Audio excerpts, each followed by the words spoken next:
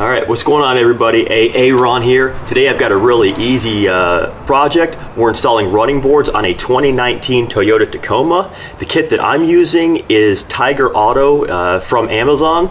I checked out a couple locally, including at the Toyota dealer, and for 3 times the cost, they seemed no better. So I went the Amazon route.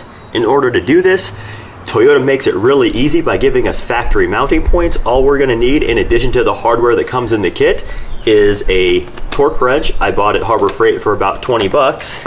Also available on Amazon. A 13 millimeter socket. And not included in the kit is some thread locker. I'm using the blue medium strength because it's what I had on hand. If I didn't have it on hand, I'd probably go with the red high strength, but blue will work just fine.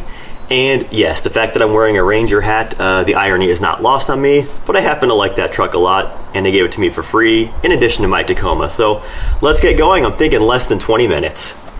In order to get going, we're first going to reference the included instructions to determine what our torque setting needs to be.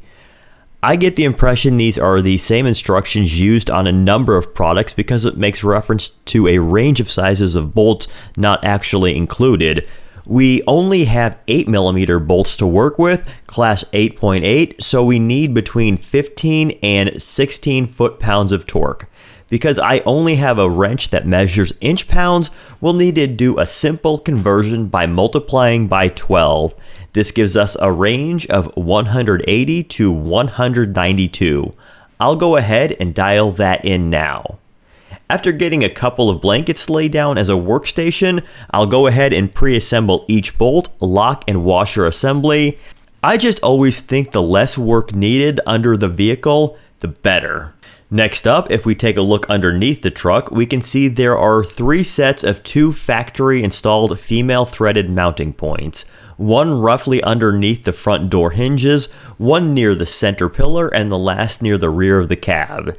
Each one has a dust cap that we'll need to get rid of, so we'll do that next. I guess I didn't mention earlier that you'll also need a flathead screwdriver. Add that to the list of required tools. Finally, we'll grab our helper and lift the bar into place.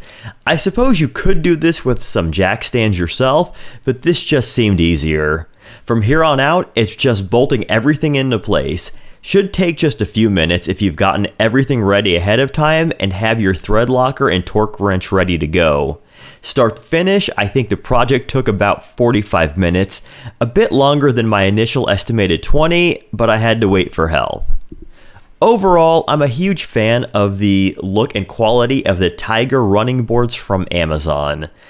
On the road, it's a really rugged looking accessory that I think improves the overall aesthetic of the truck without getting too much into look at me territory. However, I'm not so sure about their geometry. They're almost too high and not recessed enough.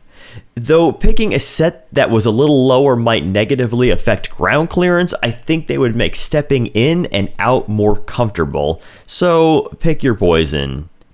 Because of this, I haven't found a way to enter the truck without awkwardly stepping on them or just stepping over. Conversely, your leg weirdly rubs on them if you step straight out.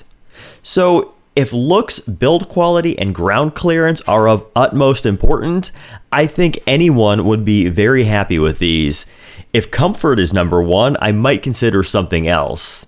In any case, I'll place a link to these in the description below. It's an Amazon link for which this channel will earn a small commission.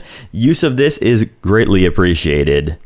And that's all I had for you today. If you found any of this useful, give that like, share, or sub button a press. If not, crush that thumbs down button.